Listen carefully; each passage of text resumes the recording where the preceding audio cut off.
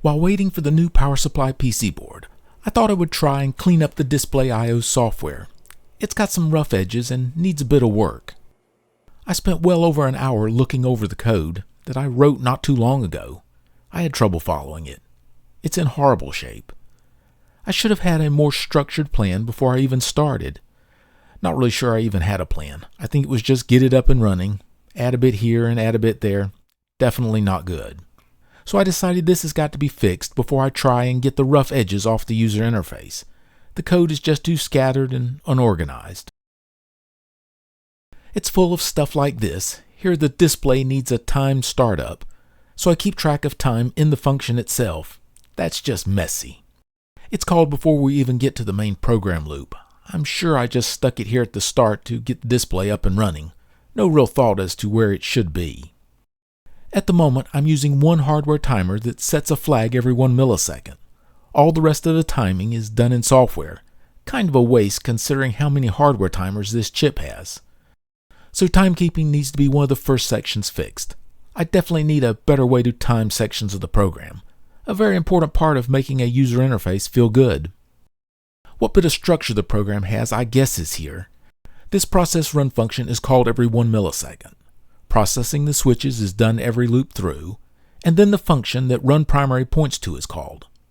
Basically, the function pointed to by run primary is the mode the board is in. Not much granularity here, just big blobs. This needs a lot of cleaning up and a lot more structure. The first mode that runs is the startup function.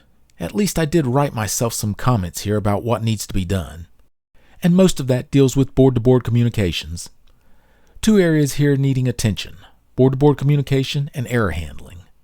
Right now, error handling is turn on a LED and move along. Works for testing, but that's all it's good for. Board-to-board communications is, well, I kind of left it half done. I got it to where it just barely worked and then I went on to other things. So this needs a lot of work. But I'm happy with the message structure I used to communicate between the Display I/O and control boards, so that's good. And this is probably the most critical part of the Display I/O board, so I think I'll see if I can clean it up first. My board-to-board connection is kind of like this. I do have one extra line. I had planned to put a pull-up resistor on it, but I forgot when laying out the control board to put the resistor in, so I'm going to try and avoid using that line for now. Each message will take about half a millisecond to transfer, but there's really not much information that will need to go back and forth. This is the current command list. I'm not using that many of these commands. Every time I wanted to try something, I would just add another command. I'm sure I deleted some along the way, but it's hard to tell. Here is kinda an overview of what the display and control boards need from each other, information-wise. The Display I/O board will need the load's mode, target value, and on-off state at boot up. Of course, while I'm working on these, the boot up of the two boards won't be connected, because every time I program one of the chips, that board will get reset. Now normally, at power on, I would expect the control board to boot up first. The display will cause the Display I/O board to be pretty slow at coming up. But it will be easier to work on the software if which one boots first makes no difference. That's something to shoot for anyways. So I will need a command that tells the control board to send the mode, target value, and on-off state to the display. The control board will send the most recent voltage and current readings to the display board maybe 4 to 6 times a second. That will occur continuously while the load is powered up. And of course, the Display I/O needs to know if something has gone wrong with the load, so it can tell me. Now the control board needs very little information from the display board, and it doesn't need to request any of it. The control board just needs to be ready to respond to any changes sent to it. That seems pretty simple and straightforward. 4 groups of commands: the set commands, which will change some operating function of the load; the get commands, for which I only see the Display I/O board needing to send; the active commands that relay the current state of the load to the display. For the most part, the active commands will be a response to the set and get commands; and last, the asynchronous commands that update the display as to the running state or error state of the load. I didn't even make it easy to clean up the command list. These errors are caused by me being lazy. The core-to-core communication is very similar to the board-to-board, so I just use the same commands. But while similar, they are not the same, and I shouldn't have done that. It will just cause confusion, and that's asking for serious problems down the road. So I'll fix that now.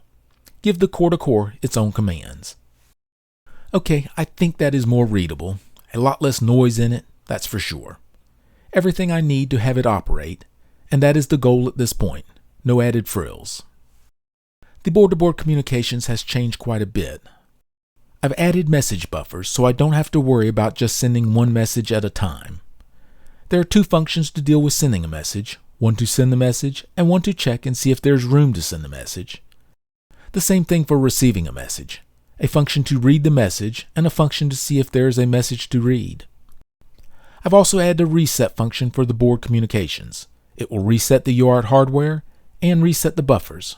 Clears everything. The routines for transferring the data into and out of the UART data registers is now handled in interrupt service routines. The transmit interrupt occurs when the UART's transmit hardware buffer is empty.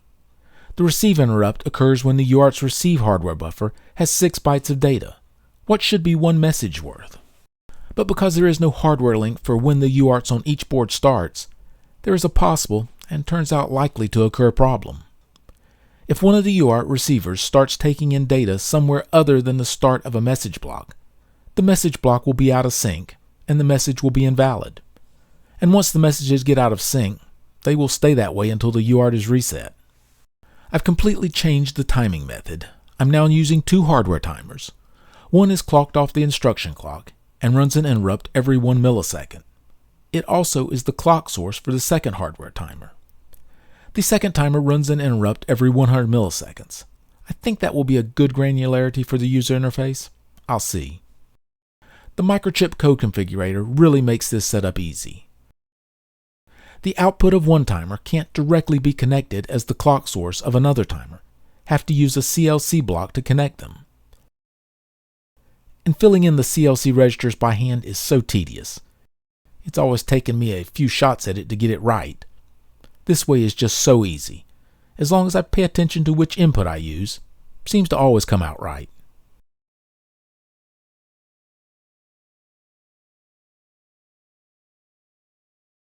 And don't have to use the MCC generated code. Just copy the register values to where they're needed and then get rid of the MCC blocks. Works great. And there are still loads of hardware timers if I need them.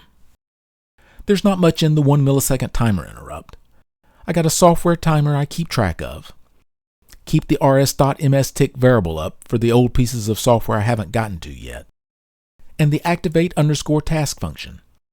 And that brings me to the new task management process.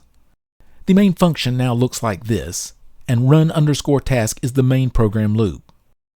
Run_task just constantly goes over an array of task item, running any that have the active flag set. And the active flag is set from the active_task function, which is called from the 1 millisecond timer interrupt routine. The active flag is set when the task time variable reaches 0. So this is an example of what changes that brings. At first, the new task process may not seem like an improvement. The code on the left is the old display startup, and the code on the right is the new display startup. The code didn't get smaller for sure.